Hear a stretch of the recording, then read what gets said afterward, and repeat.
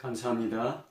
오늘은 지식, 가치관, 신념이라는 제목의 두 번째 시간으로 예수님을 떠나간 어떤 젊은 부자의 이야기를 나누도록 하겠습니다.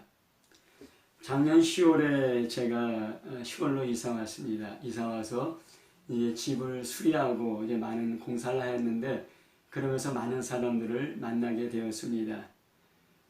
사람들이 이제 공사 계약을 할 때 친절하게 대하고 친절을 하였지만은 돈 문제로 부딪히게 되면은 딱딱해지고 또 여러 가지 그 어려운 일들을 제가 경험했습니다. 제가 고객이기 때문에 고객이 원하는 대로 공사를 하지 않고 자기들이 편한 대로 이제 공사를 하거나 또 공사 계약한 대로 안 하고 계약한 돈을 요구하거나 또 과도하게 공사 대금을 요구하는 경우가 많았습니다. 여러 번 이런 경험하다 보니까 저도 마음이 딱딱해지는 것을 느꼈습니다. 왜 공사하는 사람들이 그런 태도였는가 생각해 봤더니 결국은 돈 때문이었습니다. 공사한 여러 사람들의 성격, 가정환경, 인생 행로가 다 달랐습니다. 그러나 공통적인 것이 하나 있었는데 그들을 움직이는 것은 돈이라는 것입니다. 그 중에는 열심히 신앙생활하는 사람들, 과거에 교회 다녔지만 지금은 안 다니는 사람들, 교회 안 다니는 사람들 여러 종류가 있었습니다. 그런데 그들 모두 그들에게 가장 중요하게 여기고 또 그들을 움직이는 가장 중요한 요인이 무엇이냐면 돈이라는 것이었습니다. 열심히 신앙생활을 한다는 사람도 결국은 예외가 아니었습니다.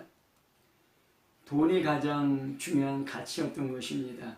그래서 저는 혹시 나에게도 그런 모습이 있나 내 자신을 돌아보는 그런 기회를 갖게 됐습니다. 근래 사회 정의, 평등, 민주개혁 외치는 많은 사람들이 오히려 불법, 비도덕적인 사건으로 매스컴에 오유를 내리는 것을 저들이 알고 있습니다. 왜 그럴까요? 명분으로는 그럴듯하게 외치더라도 그들 마음속에 가장 중요한 것은, 가장 가치 있는 것은 돈이었던 것입니다. 돈이 그들을 움직이고 있었던 것입니다. 오늘 마태복음 19장 16절부터 26절은 예수님을 찾아온 어떤 사람의 이야기입니다. 지난주 설교한 누가복음 16장의 부자와 거지 나사로의 부자처럼 그 사람의 이름은 나오지 않고 있습니다. 이 이야기를 통해서 예수님께서 우리에게 하시고자 하는 그 말씀을 들어보도록 하겠습니다. 첫 번째는 예수님을 찾아온 그 사람은 누구인가? 왜 예수님을 찾아왔는가에 대해서 알아보도록 하겠습니다. 마태복음 19장 16절에 어떤 사람이 주께 와서 이르되 선생님이여 내가 무슨 선한 일을 하여야 영생을 얻으리까 질문하였습니다. 이 말씀을 통해서 그 사람은 예수님의 제자는 아니었습니다. 예수님의 제자는 예수님을 주여하고 호칭하였습니다. 그래서 마태복음 18장 21절에 베드로가 주여 형제가 내게 죄를 범하면 몇 번이나 용서하리까 이렇게 질문했던 것을 저희들이 알고 있습니다. 예수님의 제자들은 예수님을 주여라고 호칭했는데 예수님을 찾아온 이 사람은 선한 선생님이라고 호칭했습니다. 이를 보건대 이 사람은 예수님의 제자가 아니었습니다. 두 번째로 이 사람은 예수님을 찾아오는 적극적인 태도를 갖고 있었습니다. 당시 예수님은 유대 종교 지도자들에게 배척받고 비난의 대상이었습니다. 당시 지식인이나 열심히 있는 유대 종교인이라면 예수님을 찾아와서 질문하기가 힘들었을 것입니다. 세 번째로 이 사람에게는 새로운 지식과 사상을 수용하고자 하는 그런 열린 마음을 볼 수가 있습니다. 네 번째로 이 사람은 선한 일을 하여야 영생 얻는다는 지식이 있었습니다. 영생이 중요하고 가치 있다는 가치관이 있었고, 선한 일을 하여야 영생 얻는다. 선한 일을 하여서 영생을 얻겠다는 신념이 있었습니다. 보이는 이 세상의 가치 넘어 보이지 않는 저 세상의 가치, 영생을 추구하는 사람이었습니다. 단지 세상적인 성공과 행복만을 추구하는 세속적인 사람이 아닌 것처럼 보입니다. 마태복음 19장 17절부터 20절까지 보면은 예수께서 이르시되 어찌하여 선한 이를 내게 묻느냐. 선한 이는 오직 한 분이시니라. 내가 생명에 들어가려면 계명들을 지키라. 이르되 어느 계명이오니까. 예수께서 이르시되 살인하지 말라, 간음하지 말라, 도둑질하지 말라, 거짓 증인하지 말라, 내 부모를 공경하라, 내 이웃을 내 자신같이 사랑하라 하신 것이니라. 그 청년이 이르되 이 모든 것을 내가 지켜싸운데 아직도 무엇이 부족하니까? 라고 질문하고 있습니다. 이 청년은 하나님 계명 지키려는 신념이 있었고, 청년이지만은 그 신념대로 산 자기 의가 있었고, 나름 도덕적인 자신만만함이 있었습니다. 마태복음 19장 21절부터 22절에 보면은 예수께서 이르시되 내가 운전하고자 할지인데 가서 내 소유를 팔아 가난한 자들에게 주라. 그리하면 하늘에서 보화가 내게 있으리라. 그리고 와서 나를 따르라. 그 청년은 재물이 많음으로 이 말씀을 듣고 근심하며 가니라 하였습니다. 예수님은 이 청년의 이야기를 듣고 나를 따르라 하였습니다. 나를 따르라는 얘기는 예수님의 제자로의 초청입니다. 베드로도 요한도 야곱도 예수님의 제자들은 예수님이 나를 따르라 하면서 그 제자로 초청하였을 때 그들이 나를 따르라는 예수님의 부름에 응답하면서 제자가 됐던 것입니다. 예수님이 이 자기를 찾아온 청년에게 나를 따르라 했던 것은 그 청년의 그 영생을 추구하고자 하는 마음, 또 나름 계명을 지키며 도덕적으로 열심히 살려고 하였던 그런 그 청년을 기특하게 여기고 그 청년을 나름대로 사랑하는 마음으로 그렇게 말씀하신 것입니다.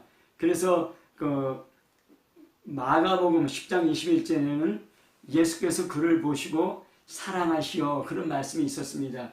그렇게 영생에 대해서 추구하고 영생에 대한 중요한 가치를 알고 또 영생에 대해서 알기 위해서 예수님을 찾아와서 예수님께 질문한 그 청년을 예수님이 사랑하시는 마음을 갖고 나를 따르라, 나의 제자가 되라, 그렇게 초청하였던 것입니다.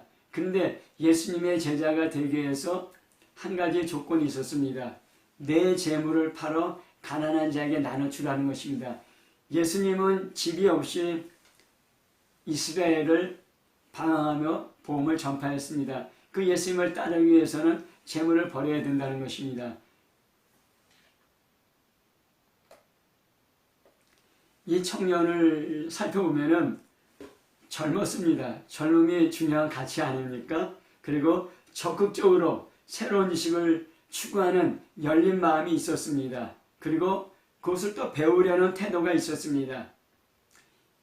이 세상의 세속적인 가치 넘어 영생을 추구하는 가치관이 있었고 또 하나님의 계명을 지키려는 신념과 이를 실천한 도덕적이고 자신만만한 자신감이 있었습니다. 더군다나 돈도 많고 재물도 많은 부자였습니다. 청년으로서 젊은이로서 사회에 삼고 싶은 그런 좋은 모델이고 또 그 청년으로서 그 담고 싶은 그런 좋은 그 모델 케이스가 된다고 하겠습니다. 그러나 그 부자 청년은 근심하며 예수님을 떠나갔습니다. 왜냐하면 하늘의 보화보다 이 땅의 재물이 더 소중하였습니다. 영생이 중요하지만 예수님을 따라 영생을 얻는 것보다 이 땅에서의 안정된 생활이 더 중요했던 것입니다. 최고의 지식과 가치관과 신념은 예수님이 아니라 영생이 아니라 재물에 있었던 것입니다. 이 세상에서의 안정된 삶, 이 세상에서의 성공과 행복은 어떤 것과도 바꿀 수 없는 최고의 가치였던 것입니다. 아내와 자식이 물에 빠져 죽어갈 때 누구를 먼저 구하겠습니까? 아내와 자식 둘 다 사랑하고 소중한 존재입니다. 하지만 한 사람을 선택할 수 있고 한 사람만을 구원할 수 있을 때 무엇을 선택하겠습니까? 누구를 선택하고 누구를 포기하느냐에 따라 최고의 소중한 가치가 무엇인가가 나타나게 되는 것입니다. 그 청년은 영생이 소중한 것을 알았고 영생 얻기 위해 열심히 선한 일을 하였습니다. 그러나 영생보다 더 소중한 것이 있었습니다. 이 세상에서의 안정된 삶, 성공과 행복을 위해 돈이 최고의 가치였던 것입니다. 그래서 근심하며 영생을 포기하고 예수님을 떠나왔던 것입니다. 자신의 최고의 가치에 충성하기 마련입니다. 이 청년의 최고의 가치는 영생도 아니고 재물이었고 세상에 안정된 삶, 성공적이고 행복한 삶이었던 것입니다. 그래서 그 청년은 예수님을 떠나갔고 예수님은 그 부자 청년을 붙잡지 않았습니다. 그 부자 청년은 젊음, 재물, 지식, 선행, 율법, 지킴, 도덕 등 거의 모든 좋은 것들을 가지고 있었습니다. 그러나 가진 재물을 나누어주고 예수님을 따르라는 그 한 가지를 거절하였습니다. 모든 것을 가진 그 청년이 그 한 가지를 갖지 못할 때 그는 결국 어떻게 되었을까요? 예수님의 가르침에 대해서 좀 살펴보도록 하겠습니다. 예수님은 19장 23절에 예수께서 제 아들에게 이르시되 내가 진실로 너에게 이르노니 부자는 천국에 들어가기가 어렵다고 말씀하였습니다. 왜 부자는 천국에 들어가기가 어려울까요? 재물이 최고의 가치가 되기 때문입니다. 혹시 영생이나 천국에 관심이 있고 또 그것을 얻기 위해서 노력한다 할지라도 영생이나 천국 위해서 재물을 포기할 가능성은 적게 되는 것입니다. 구약의 이스라엘의 좋은 예입니다. 이스라엘은 어려울 때, 고통당할 때 하나님을 찾았습니다. 그래서 하나님이 그들을 만나주시고 축복에 하여 형통해지면 다시 하나님을 떠나 세상의 즐거움을 추구하게 되었습니다. 그러다 다시 약해지고 어려움이 찾아오면 다시 하나님을 찾게 되고 형통하게 되고 또 다시 하나님을 버리고 세상의 즐거움에 나가게 되고 이런 이스라엘의 역사의 사이클이 그 좋은 예가 되고 있습니다. 세계 역사를 보더라도 비슷합니다. 기독교가 들어간 민족마다 부강하여졌습니다. 독일, 프랑스 등의 유럽, 미국이, 영국이 좋은 예입니다. 하나님 말씀을 교육받고 성경적인 지식과 성경적인 가치관을 갖게 됩니다. 그러면 부지런하고 성실하게 일합니다. 사치방탕 안 하고 검소하게 생활하면서 재산이 쌓여갑니다. 그 재산은 자본으로 투자되고 사회는 발전하게 됩니다. 이것이 막스 웨버의 프로테스탄즘의 윤리와 자본주의 정신에서 설명하는 내용입니다. 그러나 부유하여지면 하나님 찾는 것이 약해지고 세상의 즐거움을 찾게 되고 누리게 됩니다. 결국 하나님을 떠나고 하나님을 버리고 세속화되면서 기독교 신앙은 약화됩니다. 저 세상에서의 영생이나 천국보다 이 세상에서 지금 누리는 성공과 행복이 더 중요하게 느껴지기 때문입니다. 현재 그렇게 발전했던 유럽의 교회들, 영국의 교회들은 텅텅 비고 노인들 몇 명이 자리 지키고 있다고 합니다. 미국의 교회도 전 세계의 선교를 주도했던 미국의 교회도 쇠퇴하고 있습니다. 하나님과 재물을 겸하여 섬길 수 없다는 예수님의 말씀은 진리입니다. 여기서 부자는 단지 돈이 많은, 재물이 많은 물질적인 부자만이 부자가 아닙니다. 지식의 부자도 있습니다. 권력의 부자, 명예의 부자, 아름다운 미모의 부자, 또 도덕적인 부자, 선행의 부자, 고행과 수행의 부자 등 수많은 종류의 부자가 있습니다. 이런 것들을 성경에서는 한마디로 자기의라고 합니다. 이 자기의는 자기 스스로 믿고 의지할 수 있는 그 어떤 것을 말합니다. 자기 노력으로 의로워진다고 생각하는 자부심입니다. 이러한 자기의로는 천국에 들어가지 못하는 것입니다. 한 달 전에 아주 박학다식한 동양 철학자와 이야기하였습니다. 동양 철학 유교 공자에 대해서 아주 해박한 전문의식을 갖고 있었고, 이 사람과 2시간 넘게 이야기했는데 말할 틈도 주지 않고 계속해서 자기의 그 지식을, 자기의 생각을 얘기하고 있었습니다. 중간에 틈을 내어 성경에 대해, 예수님에 대해 이야기했는데 받아들이려 하지 않았습니다. 보통 씨알도 먹히지 않는다고 그러죠. 자기 지식에 대한 자부심이 성경과 예수님에 대해 비판적인 대하였던 것입니다. 물질적인 부자뿐만 아니라 지식의 부자도 천국에 들어가기가 쉽지 않습니다. 마태복음 19장 24절에 다시 너에게 말하노니 낙타가 바늘귀로 들어가는 것이 부자가 하나님 나라에 들어가는 것보다 쉬우니라 하였습니다. 한번 생각해 보십시오. 그 크고 거대한 낙타가 바늘귀를 들어갈 수 있습니까? 불가능합니다.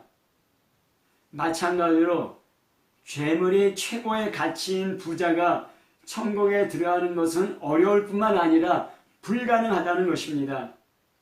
많은 재물로 거대한 낙타와 같은 자부심, 자기 신뢰, 자기가 커진 부자는 천국에 들어가지 못한다는 것입니다.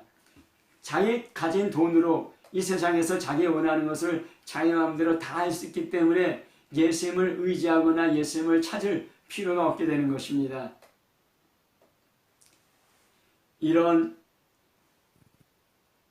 낙타 같은 거대한 재물을 가진 사람, 낙타 같은 거대한 지식을 가진 사람, 권력과 명예와 또 세상의 좋은 것을 가진 사람, 이러한 것들로는 천국에 들어가기가 불가능하다는 것입니다. 그러나 하나님은 할 수 있습니다. 마태복음 19장 25절 26절에 제자들이 듣고 몹시 놀라 이르되 그렇다면 누가 구원을 얻을 수 있으리이까? 예수께서 그들을 보시며 이르시되 사람으로서는 할 수 없으나 그러나 하나님으로는 다 하실 수 있느니라 대답하였습니다. 제자들은 예수님의 말씀에 깜짝 놀랐습니다. 부자가 천국에 들어가는 것이 약대가 바늘귀를 통과하는 것보다 더 쉽다고 하신 말씀, 그러면 누가 천국에 들어갈 수 있다는 말입니까? 예수님은 말씀하십니다. 사람으로서는 안 된다. 재물, 지식, 권력, 명예, 아름다움, 도덕적인 노력, 선한 일, 금욕 같은 자기의가 낙타처럼 커진 사람들은 천국에 들어갈 수 없다는 것입니다. 그러나 하나님께서 이 낙타 같은 자기의를 깨트리고 낮추어 천국에 들어가게 할 수 있다는 것입니다. 이것이 하나님의 은혜입니다. 질병으로 낙타 같은 자기의가 깨지고 사업 실패, 관계의 깨어짐, 많은 고난으로 자기의가 깨어져서 작아지고 마음이 가난하게 되면 예수님을 모셔드리게 되고 예수님을 따르게 되고 천국에 들어갈 수 있게 된다는 것입니다. 나의 지식과 가치관과 신념이 낙타처럼 거대해질 때 이것을 버릴 수 없게 됩니다. 그래서 이런 것들은 내가 뛰어넘을 수 없는 한계가 되고 나는 그 한계 안에 갇혀서 살게 됩니다. 그러나 하나님의 은혜는 낙타같이 거대한 것을 벌릴 수 있게 하고 그 한계를 뛰어넘을 수 있게 합니다. 사람은 할 수 없지만 하나님은 다 하실 수 있는 것입니다. 말씀을 맺겠습니다. 지난주에 부자와 거지 나사로를 살펴보았습니다. 그 부자는 자색 옷과 고운 베옷 입고 호화로이 파티하며 세상을 즐기던 사람이었습니다. 권력, 명예, 돈은 있었지만 도덕적인 선한 행위, 영생에 대한 가치관도 없었습니다.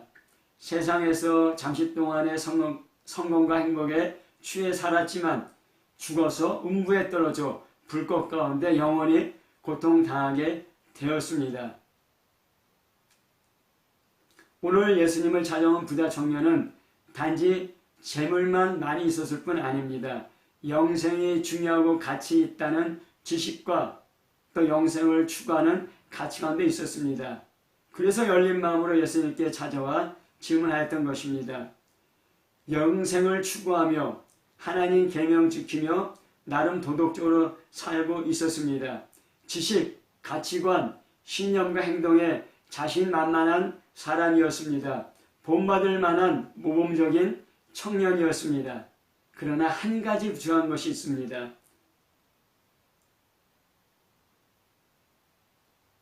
그 청년에게는 예수님을 따르겠다는 그 한 가지가 없었다는 것입니다.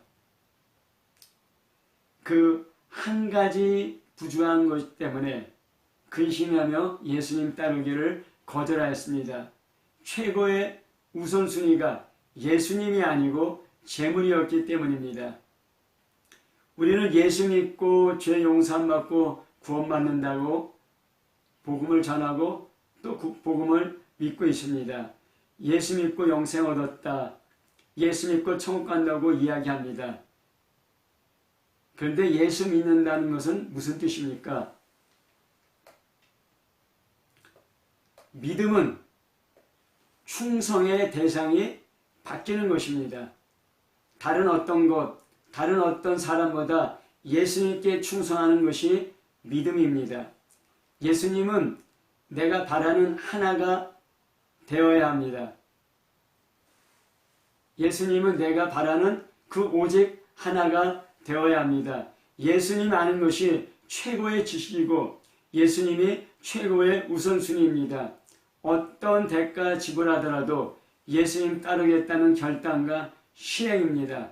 이렇게 변화되는 것은 하나님의 은혜입니다. 그 청년은 거의 모든 것을 가졌지만은 예수님을 따르겠다는 충성의 변화가 없었고 그 충성의 변화를 받아들일 수 없었고 결국은 자기가 소중하고 가치 있다고 생각하는 그것을 따라갔습니다. 예수님을 따르는 그 한 가지를 잃어버린 그 청년을 바라보면서 예수님은 마음이 아팠을 것입니다.